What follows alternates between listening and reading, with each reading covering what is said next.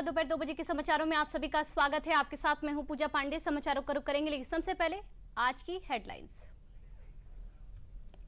प्रधानमंत्री आवास पर महत्वपूर्ण बैठक। रक्षा मंत्री, विदेश मंत्री एनएसए अजीत डोभाल, सीडीएस और तीनों सेना प्रमुख बैठक में रहे मौजूद।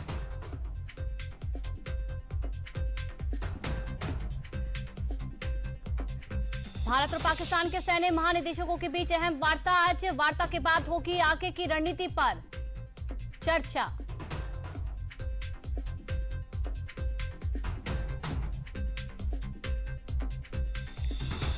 मुख्यमंत्री योगी आदित्यनाथ ने गोरखपुर में नगरीय सेवा केंद्र का शुभारंभ कर दिया है। एक स्थान पर लोगों को कई समस्याओं का समाधान यहां पर मिलेगा।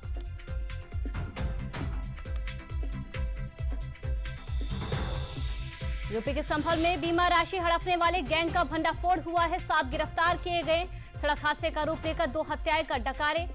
3.5 करोड़ रुपए गरीबों को बनाते थे निशाना। जांच में हुआ बड़ा खुलासा।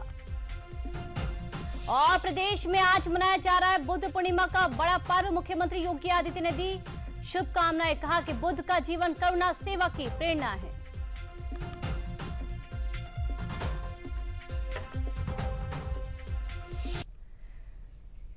प्रधानमंत्री मोदी ने अपने आवास पर आज एक उच्च स्तरीय बैठक की अध्यक्षता की। बैठक में रक्षा मंत्री राजनाथ सिंह, विदेश मंत्री S Jaishankar, NSA Ajit Doval, CDS तीनों सेनाओं के प्रमुख मौजूद रहे।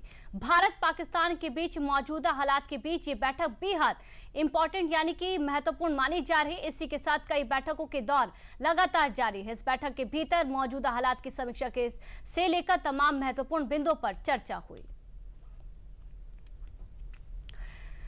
हम आपको बताने वाले ऑपरेशन सिंदूर की 10 बहुत ही महत्वपूर्ण बातें। इन बातों को बहुत ही ध्यान से आप सुनिए। बड़ी बातें क्या हैं? भारतीय सेना के निशाने पर थे सिर्फ आतंकी ठिकाने, उन्हें ध्वस्त किया गया, उन्हें नेस्तनाबूद किया गया। पाकिस्तान के 9 आतंकी जो ठिकाने हैं उन्हें तबाह किया गया है टारगेट करते हुए, और किसी भी प्रकार का जो नुकसान ना हो इसको ध्यान में पूरी तरीके से रखा गया। इसमें 100 से जो ज्यादा आतंकी हैं वो मार गिराए गए हैं। तो आप समझ सकते हैं कि आतंकियों पर यह सीधा और कड़ा प्रहार भारत ने ऑपरेशन सिंदूर के तहत किया। यूसुफ अजहर, अब्दुल मलिक, रऊफ मुदासिर, ऐसे कई बड़े जो सरगना हैं उसमें इस ऑपरेशन सिंदूर में शामिल रहे। उन्हें यहां पर उनका खात्मा हुआ। IC 814 के हाईजैक करने वाले पुलवामा ब्लास्ट में भी ये शामिल थे। 35 से 40 जो पाकिस्तानी सैनिक हैं वो भी ढेर हुए हैं। मुरिदकी और बहावलपुर में आतंकी ट्रेनिंग कैंप को भी नष्ट किया गया है। और कल जब प्रेस ब्रीफिंग की गई थी तो आफ्टर और बिफोर की जो तस्वीरें हैं तो सबूत के तौर पर दिखाई गई। आम लोगों को क्षति ना हो, भारतीय सेना ने इसका पूरा जो ख्याल है वो ऑपरेशन सिंदूर के तहत रखा। पाकिस्तान की कई एयरबेस भी इसमें तबाह किए गए, नेस्तनाबूद किए गए, ताकि यहां पर, क्योंकि यहां पर प्लानिंग होती थी, स्ट्रेटेजी बनाई जाती थी। ऑपरेशन में वायुसेना और नौसेना ने इसमें बड़ी भूमिका जो है वो निभाई है। चलिए एक बड़ी जानकारी, बड़ा अपडेट आप तक पहुंचाते हैं, क्योंकि लगातार डीडीयूपी तमाम जो बड़ी खबरें हैं उस पर निगाहें बनाए हुआ है। और इसी बीच एक बड़ी जानकारी आप तक पहुंचा रहे। भारत और पाकिस्तान डीजीएमओ वार्ता आज शाम को होगी। आज शाम को होगी बड़ी बैठक भारत और पाकिस्तान डीजीएमओ के बीच। पहले आज दोपहर में होनी थी दोनों देशों के डीजीएमओ की वार्ता, पर इससे टाल दिया गया है, आगे बढ़ा दिया गया इसके समय को, जो कि शाम को होगी। भारत और पाकिस्तान डीजीएमओ जो वार्ता आज होने वाली थी वो शाम को होगी। पहले ये दोपहर को आयोजित होने वाली थी, पर किसी कारणवश इसको आगे बढ़ा दिया गया, जो कि शाम को भारत और पाकिस्तान, क्योंकि आज 12 तारीख है, आज बड़ी बैठक आयोजित होने वाली थी जो कि शाम को होगी। चलिए आगे बढ़ते। भारत द्वारा पाकिस्तान के आतंकी ठिकानों पर की गई कार्रवाई के बाद आतंकियों के जनाजे की जो तस्वीर सामने आई है, यह आप देख सकते हैं। इन तस्वीरों से एक बार फिर से पाकिस्तानी सेना और आतंकवादियों का नापाक गठजोड़ खुलकर सामने आ चुका है। इन तस्वीरों में साफ साफ दिखाई दे रहा है कि आतंकी के जनाजे में पाकिस्तानी सेना, सरकार और पुलिस के शीर्ष अधिकारी एक वैश्विक आतंकवादी के साथ कंधे से कंधा मिलाकर खड़े हैं। तस्वीर में सबसे आगे सफेद कपड़ों में खड़ा ये लश्कर-ए-तैयबा आतंकवादी हाफिज अब्दुल रऊफ है। जहां भारत के इस खुलासे के बाद जब मामले ने तुल पकड़ा तो पाकिस्तानी सेना ने बेहद ही बचकाना एक बयान भी दिया है। पाकिस्तान के डीजी ने एक प्रेस ब्रीफिंग में दावा किया है कि अंतिम संस्कार में अन्य सेना कर्मियों के साथ लश्कर के आतंकवादी की वायरल तस्वीर वास्तव में साधारण पार्टी कार्यकर्ता की है, लेकिन इस बात का पक्का सबूत है कि पाकिस्तानी सेना के ये दावा एक बड़ा झूठ और पूरी तरह से सच पर पर्दा डालने वाला है। अमेरिकी प्रेस नोट के अनुसार पाकिस्तानी सेना द्वारा पेश किए गए आदमी का विवरण, जिसमें जन्मतिथि यहां तक कि राष्ट्रीय पहचान संख्या भी शामिल है, लश्कर आतंकवादी हाफिज अब्दुल रऊफ से बिल्कुल मेल खाती है। इस बात के दस्तावेज भी है, अब दुनिया के सामने आ चुके हैं कि आतंकी के जनाजे में लश्कर का आतंकी हाफिज अब्दुल रऊफ भी शामिल हुआ था। आपको यह भी जानकारी दे दें कि हाफिज अब्दुल रऊफ पर इसी प्रतिबंधों के तहत वैश्विक आतंकवादी के रूप में नामित है। सबसे बड़ी हैरानी की बात यह है कि पाकिस्तान के डीजी ISPR प्रेस ब्रीफिंग में बैठे तब अंतर्राष्ट्रीय मीडिया कर्मियों ने इस बड़ी गलती और पाकिस्तान समर्थित आतंकवाद की स्वीकार्यता को कवर नहीं किया। चलिए आगे बढ़ते। मुख्यमंत्री योगी आदित्यनाथ ने नगर निगम द्वारा 14.22 करोड़ रुपए की लागत से निर्मित नगर सेवा केंद्र और शहर के पहले senior citizen day care centre का लोकार्पण किया। ये केंद्र नागरिकों को नगर निगम की सेवाएं उनकी दहलीज पर प्रदान करने की दिशा में एक पहल है। यहां संपत्ति कर मूल्यांकन और भुगतान, स्ट्रीट लाइट की मरम्मत, सड़क निर्माण व मरम्मत, जन्म मृत्यु प्रमाण पत्र जैसी महत्वपूर्ण सेवाएं उपलब्ध होंगी। उन्होंने कहा कि इस बदले हुए परिवेश में जब दुनिया आगे बढ़ रही है तो भारत विकास की एक नई ऊंचाई को प्राप्त कर दुनिया की चौथी सबसे बड़ी अर्थव्यवस्था बन गया है। याद करना, कोई भी बदलाव तभी प्रभावी होता है जब आम जनमानस उसे एक जन आंदोलन के रूप में लेती है। अगर हम उस सुविधा को केवल एक औपचारिकता बना लेते हैं, उस सुविधा को केवल एक औपचारिकता बना करके कुछ लोगों तक सीमित कर देते हैं, तो उसका वास्तविक लाभ आम जनमानस को नहीं मिल पाएगा और वह योजना कभी सफल नहीं हो सकती, कभी नहीं सफल हो सकती है। योजना को सफल करना है तो उसकी पहली शर्त होती है कि हमें उस योजना को आम जनमानस के लिए सुलभ बनाने के लिए आम जनमानस को उसके साथ जोड़ना पड़ेगा। ये जुड़ने का भी है और जोड़ने का भी है। ये दोनों का एक केंद्र बिंदु इससे बनेगा और इससे मुझे लगता है पार्षदों के लिए भी बैठने की व्यवस्था भी है, कॉन्फ्रेंस रूम भी है, सीनियर सिटीजन्स के लिए अलग से व्यवस्था दे दी गई है, उनके लिए योगिक क्लासेस भी चलेंगी, लाइब्रेरी की व्यवस्था भी रहेगी और अन्य महत्वपूर्ण विषयों पर चर्चा के लिए उन्हें अन्य किसी प्रकार की इंडोर गेम्स के साथ भी जोड़ना चाहते हैं, उस प्रकार की सुविधा का भी केंद्र यहां पर बनाने का प्रयास हुआ है। गोरखनाथ मंदिर परिसर में आयोजित जनता दर्शन में मुख्यमंत्री योगी आदित्यनाथ ने जनसामान्य की समस्याएं गंभीरता से सुनी और त्वरित व संतोषजनक समाधान का भरोसा भी दिलाया। उन्होंने अधिकारियों को निर्देश दिए कि वे संवेदनशीलता और गुणवत्ता के साथ शिकायतों का निस्तारण करें। मुख्यमंत्री ने जमीन कब्जे और दबंगई की शिकायतों पर सख्त कानूनी कार्रवाई करने को कहा। गंभीर बीमारी से पीड़ित लोगों को बेहतर इलाज के लिए आर्थिक सहायता उपलब्ध कराने का आश्वासन देते हुए मुख्यमंत्री ने कहा कि हर जरूरतमंद को सरकार की ओर से पूरा सहयोग मिलेगा। जिनको आर्थिक सहायता की आवश्यकता है उनके एस्टीमेट की प्रक्रिया को जल्द से जल्द पूरा कराकर शासन को उपलब्ध कराया जाए। केंद्रीय राज्य मंत्री SP सिंह बघेल ने आगामी जनगणना में जातिगत जनगणना को शामिल करने के निर्णय का स्वागत किया है। आगरा में रानी अहिल्याबाई होलकर की 300वीं जयंती समारोह में उन्होंने कहा कि भारतीय जनता पार्टी ही है जो समयानुकूल राष्ट्र हित में निर्णय लेती है। उन्होंने कांग्रेस पर निशाना साधते हुए कहा कि आजादी के बाद कांग्रेस ने कभी जातिगत जनगणना नहीं कराई, लेकिन अब भाजपा सरकार ने ये निर्णय जब लिया है तो कांग्रेस उसका श्रेय लेने का प्रयास कर रही है। उन्होंने कहा कि महिला आरक्षण, 3 तलाक कानून और धारा 370 व 35A को हटाना भी भाजपा की ही देन है।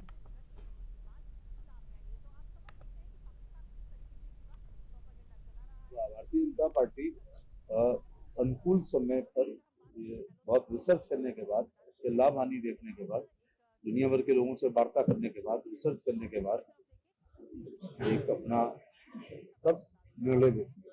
तो जो महिला आरक्षण किया क्या उनकी वजह से हुआ, तो फिर उनको ये भी कहना चाहिए कि धारा 370 भी हमारी वजह से खत्म हुई है, इसका भी तो कहना चाहिए ना। 35A भी हमारी वजह से खत्म हुई है, 3 तलाक भाजपा ने समाप्त की है तो उन्हीं की मांग थी, तो ऐसी बात नहीं है। रोज जो महिला आरक्षण किया है 35%, तो ये जो महत्वपूर्ण निर्णय लिए गए हैं वो सब राष्ट्र हित में लिए गए। आज बुद्ध पूर्णिमा के पावन अवसर पर पूरे प्रदेश में श्रद्धा और आस्था के साथ भगवान गौतम बुद्ध की जयंती व परिनिर्वाण दिवस मनाया जा रहा है। इस अवसर पर उत्तर प्रदेश के मुख्यमंत्री योगी आदित्यनाथ ने प्रदेशवासियों को शुभकामनाएं दी हैं। उन्होंने कहा है कि भगवान बुद्ध का जीवन आत्मबोध, करुणा और सेवा की प्रेरणा देता है। मुख्यमंत्री ने लोगों से आह्वान किया है कि हम सभी बुद्ध के ध्यान करना और इससे अस्तित्व के मार्ग पर चलकर एक शांतिपूर्ण और समृद्ध समाज के निर्माण का संकल्प ले। बुद्ध पूर्णिमा का पर्व वैश्विक शांति का संदेश देने वाला पावन दिवस है। निर्विघ्न पावन पर्व बुद्ध पूर्णिमा के अवसर पर कुशीनगर में भव्य कार्यक्रम आयोजित किया गया, जहां वर्मा के राजदूत व जिलाधिकारी ने संयुक्त रूप से झंडी दिखाकर शोभा यात्रा को रवाना किया। ये यात्रा भगवान बुद्ध परिनिर्वाण मंदिर से शुरू होकर कसिया होते हुए 6 किलोमीटर की दूरी तय कर रामाभर स्तूप पर संपन्न हुई। धार्मिक मान्यताओं के अनुसार गौतम बुद्ध का जन्म, ज्ञान प्राप्ति और महापरिनिर्वाण तीनों ही घटनाएं वैशाख पूर्णिमा के दिन हुई थी। इस अवसर पर कई देशों के बौद्ध अनुयायी और क्षेत्रीय श्रद्धालुओं ने उत्साहपूर्वक भाग लिया और आयोजन की भव्यता को वैश्विक स्वरूप दिया।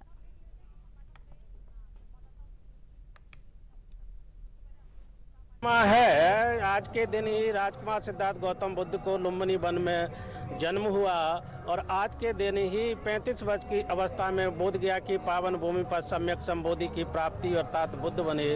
और आज के दिन ही कुशीनारा की इस पावन भूमि पर 80 वर्ष की अवस्था में महापरिनिर्वाण को प्राप्त हुए। तो ये त्रिवद पावनी बुद्ध पूर्णिमा है, जिसको वैशाख पूर्णिमा के रूप में भी जानते हैं। पूरे दुनिया के बौद्धों के लिए ये महा उत्सव का दिन है और पूरी दुनिया में बड़ी भव्यता के साथ भी मनाया जा रहा है। इसी निरंतर कुशीनगर में भी कई वर्षों से लगातार बुद्ध पूर्णिमा बड़ी भव्यता के साथ आयोजित की जा रही है। प्रदेश के पंचायती राज मंत्री ओम प्रकाश राजभर ने आजमगढ़ में भाजपा कार्यालय पर कार्यकर्ताओं से मुलाकात कर जन समस्याएं सुनी। उन्होंने इस अवसर पर कहा कि प्रधानमंत्री मोदी की नीति स्पष्ट है, जो छेड़ेगा उसे छोड़ेंगे नहीं। उन्होंने ऑपरेशन सिंदूर की सराहना करते हुए कहा कि पाकिस्तान के आतंकी ठिकानों को नेस्तनाबूद कर दिया गया है। उन्होंने तंज कसते हुए कहा कि IMF से कर्ज लेता पाकिस्तान अब कर्ज चुकाते चुकाते थक जाएगा।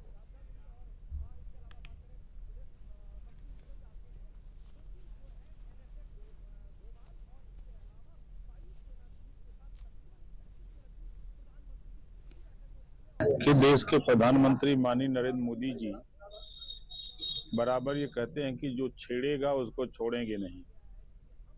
जो पहलगांव में घटना पाकिस्तान के आतंकवादियों ने किया, तो पाकिस्तान के जो आतंकवादी ठिकाने थे उसको आप लोग अच्छी तरह देख रहे हैं कि 9 के 9 ठिकाने ध्वस्त कर दिए गए। जिस देश में, पाकिस्तान जैसे देश में आतंकवादी के मरने पर सेना जो है सलूट दे रही है, ये तो अतिशयोक्ति बात है ना। और भारत की आबादी 140 करोड़ है, पाकिस्तान की आबादी 40 करोड़ है। अब बताइए कैसे लड़ी पाकिस्तान भारत से। अब देखिए, जब दीपक बुझे खोला तो बहुत भभकाला, ठीक है ना। अब ओकर नाश होए के लिखला। सही आदमी के नेतृत्व में आज देखिए दुनिया के तमाम देश मोदी जी के प्रयास से भारत के साथ खड़े हैं। पाकिस्तान के पास है का कुछ दम थोड़े हैं।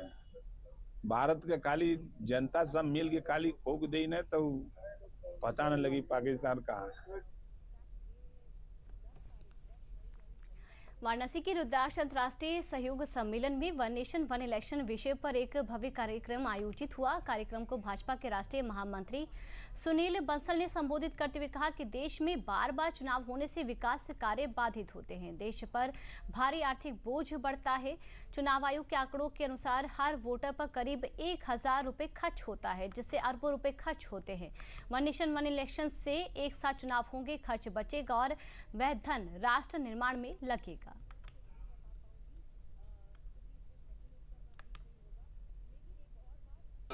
बार बार चुनाव होने के कारण से देश में कई प्रकार की समस्याएं आ रही है, कई मुद्दे आए हैं। उसको लेकर माननीय रामनाथ कोविंद जी की जो कमेटी बनी है, वो कमेटी के सुझाव के आधार पर देश में एक साथ चुनाव हो, तो एक जन अभियान की दृष्टि से हम सब लोग निकले हैं। पूरे देश में एक चर्चा हो और कैसे भविष्य में एक साथ चुनाव हो सकते हैं, इसका एक वातावरण बनाने के काम में हम लोग लगे हैं। एक साथ चुनाव होंगे तो सबसे बड़ा लाभ है कि देश के विकास की जो गति है वो बहुत तेजी से आगे बढ़ेगी। बार बार चुनाव होने से हमारा विकास रुक जाता है, तो विकास के काम तेजी से होंगे। योगी आदित्यनाथ की ओडीओपी योजना के तहत 12 नए उत्पाद शामिल किए गए हैं। इन नए उत्पादों में बागपत के agricultural implements and related accessories, Saharanpur के होजरी उत्पाद, फिरोजाबाद के फूड्स प्रोसेसिंग, गाजियाबाद के मेटल उत्पाद तथा टेक्सटाइल एंड अपैरल उत्पाद, अमरोहा के मेटल एवं वुडन हैंडीक्राफ्ट, आगरा के पेठा उद्योग एवं सभी प्रकार के फुटवेयर, हमीरपुर के मेटल उत्पाद, बरेली के लकड़ी के उत्पाद, एटा के चिकोरी उत्पाद, प्रतापगढ़ का खाद्य प्रसंस्करण, बिजनौर का ब्रश एवं उससे जुड़े उत्पाद और बलिया के सत्तू को योजना में शामिल किया गया है। रायबरेली कारागार प्रशासन ने बंदियों की सुधार व उन्हें शिक्षित बनाने के लिए जेल में national institute of open schooling centre खोला है। इसका उद्देश्य किन्हीं कारणों से जिन बंदियों की कक्षा 9 और 11 के बाद पढ़ाई छूट गई है, वे आगे की पढ़ाई यहीं से जारी रख सकते हैं, जिससे वे शिक्षित होकर सभ्य व जिम्मेदार नागरिक की तरह अपनी जिंदगी शुरू कर सके। जेल अधीक्षक प्रभात सिंह ने दूरदर्शन को बताया कि जेल में 800 बंदी हैं, जिनमें से 13 बंदियों ने इंटरमीडिएट और 28 बंदियों ने हाई स्कूल की पढ़ाई के लिए रजिस्ट्रेशन कराया है। जेल में इन बंदियों की पढ़ाई लिखाई की सारी व्यवस्था निःशुल्क की गई है।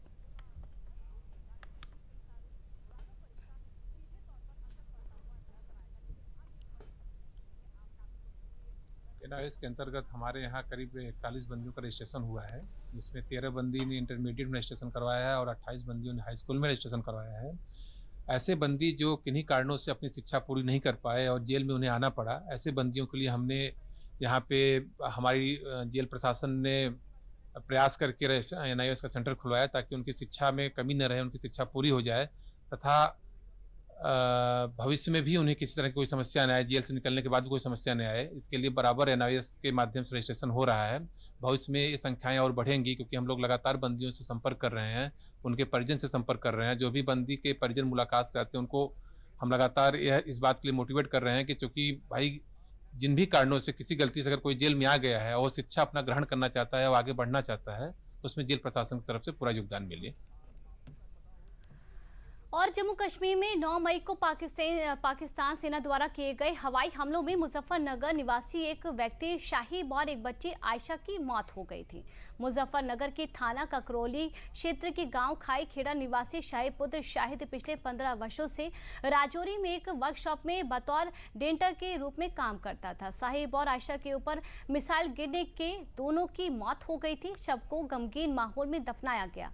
एसडीएम जांसठ जयेंद्र कुमार भी मौके पर पहुंचे। इन्होंने बताया कि उनके पास राजौरी के डिप्टी कमिश्नर का फोन आया था, जिसमें उन्होंने मृतक परिजनों की डिटेल मांगी है ताकि जम्मू कश्मीर सरकार मृतकों के परिजनों को मुआवजा दे सके।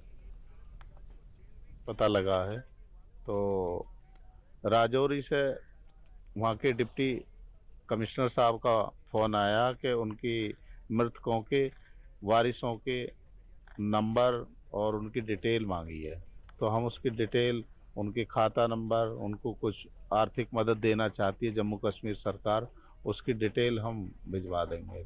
अभी उसके जिसकी डेथ हुई है लड़के की, उसकी पत्नी का अकाउंट नंबर नहीं मिल पाया, बाकी सारी डिटेल मिल गई है। बताया इन्होंने पाकिस्तान के जो ड्रोन से हवाई हमला हुआ था उसमें उनकी डेथ हुई है राजौरी जिले में। ये शासन स्तर की वो है, जब जैसी भी सूचना मिलेगी हम आपको बता देंगे। फतेहपुर में महिलाओं को आत्मनिर्भर बनाने के लिए प्रेरणा कैंटीन का संचालन स्वयं सहायता समूहों की महिलाएं कर रही हैं। ये कैंटीन अस्पतालों और ब्लॉक परिसरों में संचालित की जा रही है। ब्लॉक मिशन प्रबंधक राम बाबू ने बताया कि शासन के निर्देशानुसार महिलाएं कैंटीन सहित बीसी सखी, बैंक सखी जैसे कार्यक्रमों से जुड़कर आर्थिक रूप से सशक्त हो रही हैं। प्रधानमंत्री के विकसित भारत के संकल्प में ये महिलाएं लखपति दीदी बनकर महत्वपूर्ण भूमिका निभा रही हैं। गाँव की महिलाएं अब समूहों से जुड़कर आत्मनिर्भरता की ओर कदम बढ़ा रही हैं। 2 CSC सेंटर में है और एक हमारे देवमई विकासखंड परिसर में ही संचालित है। इसमें जो स्वयं सहायता समूह की महिलाएं हैं, जो पहले 2017-18 में हमारे यहाँ समूह बनना शुरू हुआ, तो महिलाएं उन समूहों से जुड़ी और उसके बाद उनको कोई कैडर का काम मिला या समूह के सदस्य रहे। तो जब प्रेरणा कैंटीन हमारे यहाँ आई तो उन महिलाओं को प्रेफर किया गया कि समूह की महिलाओं को ही प्रेरणा कैंटीन मिलेगी। तो हमारे समूह की महिलाओं ने उसमें अप्लाई किया और तीनों कैंटीन हमारे देवमई ब्लॉक की समूह की महिलाएं ही संचालित कर रही हैं। जो अस्पताल में संचालित हो रही हैं वो मरीजों को खाना भी उनको दिया जा रहा है और बाहर जिसको ज़रूरत हो रही है वो भी टिफ़िन में खाना सप्लाई करती हैं हमारी महिलाएं। सन 2018 में हमारा समूह बना था और सन 2018 से मैं समूह में जुड़ी। समूह में जब मैं नहीं जुड़ी थी तब मेरी आर्थिक स्थिति इतनी ख़राब थी कि शायद मैं बता नहीं सकती हूँ। और जब मैं समूह में जुड़ी, जब पहली बार जुड़ी, तो इसके बाद मैंने कुछ पैसे लिए और इसके बाद मैं समूह में काम करती रही और उससे मैंने कुछ थोड़ा सा धंधा चालू किया और उससे मुझे कुछ फ़ायदा मिला। तो इसके बाद फिर मैं समूह सखी का भी मैं काम करती हूँ। इसके बाद समूह के सभी महिलाओं को भी मैं समझाने का कार्य करती हूँ। महिला समूह से जुड़ के काफ़ी महिलाएं हैं, कोई कैंटीन चला रही। इतने समय तो CSC भी हर ब्लॉक में जो सरकारी बने हैं अस्पताल उसमें खुलवाया जा रहा है। सर महिलाएं हैं तो अपनी छोटी छोटी बचत से ही जो बचत कर रही हैं उसमें से काम भी मिल रहा है उनको। तो पढ़ी लिखी महिला है उनके लिए रोजगार, अपने रोजगार चलाने के लिए काम है, ये सब पढ़ा लिखा काम है। फिर जो अनपढ़ महिला है उनके लिए भी है, व्यवसाय है, जैसा कृषि संबंधित है, आजीविका सखी है। यूपी की संभल पुलिस ने गैंग बनाकर इंश्योरेंस से राशि हड़पने वाले गिरोह के 7 सदस्यों को गिरफ्तार किया है। आरोप है कि गिरोह पहले गरीब लोगों के नाम पर करोड़ों की बीमा पॉलिसी कराता था, फिर हथौड़े से सिर कुचलकर हत्या कर देता था और सड़क हादसे का रूप देकर बीमा क्लेम वसूलता था। इस गिरोह ने अब तक 2 हत्याएं की। 29 जुलाई 2022 को सलीम और 15 नवंबर 2023 को अमन की। दोनों को रोड एक्सीडेंट जैसा दिखाया गया। सलीम के नाम 88 लाख और अमन के नाम 2.70 करोड़ रुपए की बीमा पॉलिसी थी, जिनके नाम पर कुल 3.5 करोड़ की पॉलिसी थी। जनपदीय पुलिस द्वारा एक ऐसे गिरोह का खुलासा किया जा रहा है जिन्होंने बीमा क्लेम की राशि को हड़पने के लिए अभी तक 2 हत्याओं को एक्सीडेंट का रूप दिखाते हुए कारित किया है और 1 हत्या की प्लानिंग इनके द्वारा की जा रही थी। इन लोगों को हत्या का दोषी मानते हुए आज मुकदमा अपराध संख्या 345/23 में अंतर्गत धारा 420, 302, 201, 475, 120B IPC में गिरफ्तार कर न्यायिक अभिरक्षा में भेजा जा रहा है। ये जो हमारी गैंग है इनके द्वारा 2 हत्याएं की गई हैं और उसके अलावा 1 हत्या की इनकी प्लानिंग थी, परंतु इससे पहले जनपद संभल की पुलिस द्वारा 2 इसी तरह की हत्याओं का अनावरण पिछले 10 दिनों में किया गया है। एक थाना चंदौसी के अंदर एक दरियाब नामक विकलांग व्यक्ति की इसी तरीके से हत्या की गई थी और बाद में उसे एक्सीडेंट का रूप दिया गया था। अभी हाल ही में थाना भैजोई में एक व्यक्ति जिनका नाम नवीन है, उन्होंने अपने सगे भाई संजय को ई-रिक्शा से धक्का मारकर और बाद में उसका सड़क पर पटक कर उसकी हत्या कर दी थी और उसे एक्सीडेंट का रूप दिखा के बीमा का क्लेम दिया।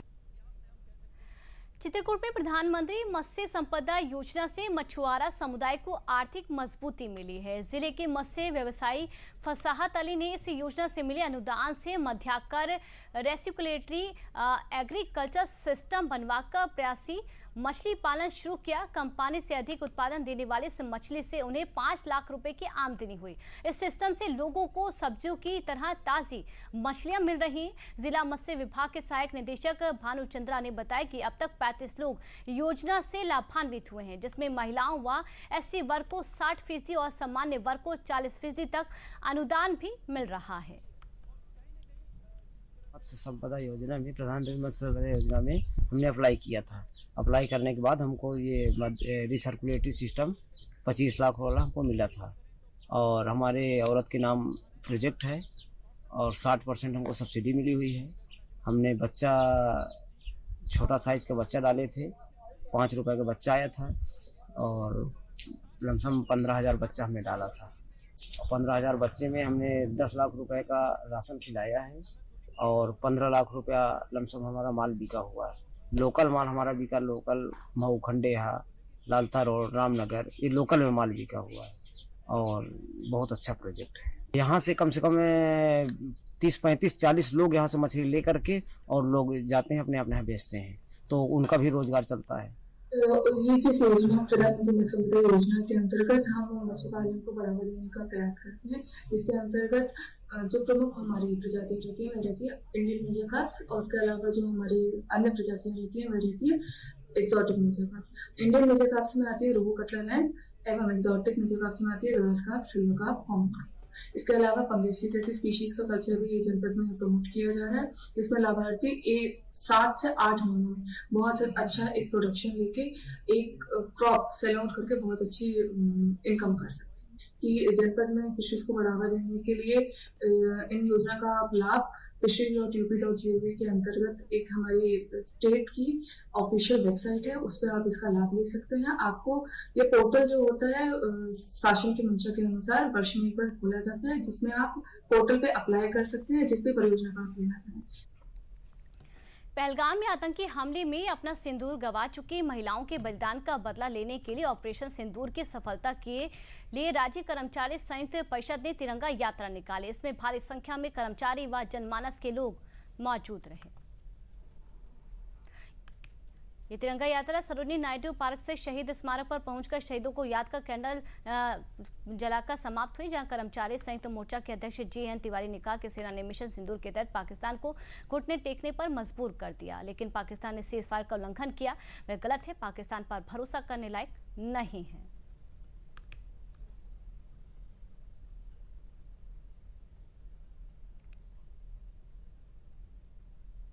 हमारे प्रधानमंत्री जी ने 2 दिन पहले ही कहा था कि उनको मिट्टी में मिला देंगे, तो पहले इन्होंने मिट्टी में मिला, उसके बाद उन्होंने धुआं कर दिया।